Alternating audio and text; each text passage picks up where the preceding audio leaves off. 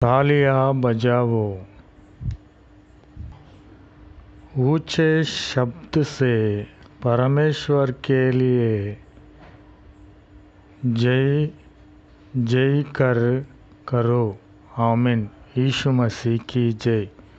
क्योंकि परमेश्वर न्याय हो, हम सबको परमेश्वर यीशु मसीह न्याय करने की बेटा हुआ है।